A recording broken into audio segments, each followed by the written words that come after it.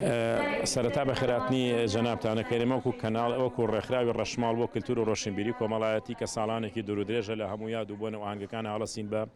زیندووکردنەوەی کەلەپوری نەتەوایەتی و لە نێوانی ژان پۆشاکی کوردی.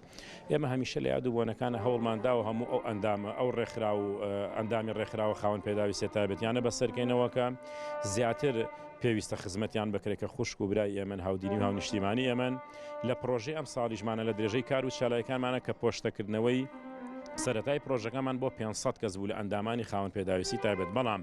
بەهۆی زۆری ئەندامەکان و داواکاری زۆر لەسەرمان بە هاوکاری خێرخوازان و بازرگانەکانی شاری سلێمانی و پارێزگاری سلێمانی توانیمان پرۆژەکە درێژە پێ بدەن کە ئێستا خۆشبەختانە نزیکی 1000 کەسمان بەسەر کردوێتەوە بە پۆشاکی کوردی و کچان و کوڕان ژنان و پیاوان. لە ئەم ڕۆژدا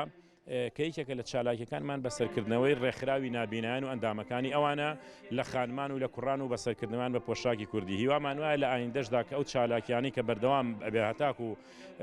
تەواوکردنی ئەو ژمارەیە کە بڕیارمان داوە لە ڕۆژانی داهاتوو هەفتەی داهاتووە ڕێکخراوەکەمان هەڵدەسێ بە دابینکردنی پۆشاکی کوردی. بەردەوام خێرخوازان هاوکارمان من تا بتوانین زۆرترین ئەندامی ڕێکخراوی خاوەن پێداوی سێتایبەتیەکان بەسەرکێنەوە بە پۆشینی پۆشاکی کوردی کە ڕەمزی نەتەوایەتی وڵاتەکەمانە.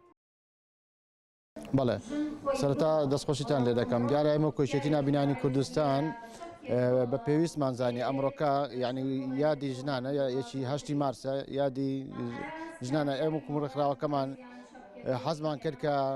ئێمە شەستین بۆ خانمان و ژنانی نابینا و کەمبینا بمانەوێت کە کۆمەڵە خەڵات دابەشکەین زیاتر لە 120 پارچە جلی کوردیمان ئامادە کردووە لە ڕێگای ڕێکخراوی ڕەشماڵەوە. ئێمەش بەڕاستی خانمانی ئێمەش ینی کەمترین لە خانمانی تر و بە پێویستمان زانین بەشێک لە مەحاناتی ئەوانش کەم بکەینەوە، ئەوانش هەست بە بنیەتی خۆیان بکەن لە کۆمەلگا و هەست بۆ بکەن کە گرنگیان پێدەدێت و کەوانش تاکێکی ئەو کۆمەلگایان و وەکو مرۆڤێکی ئاسایی ئەوانش لە بەرچاو دەگیرێت.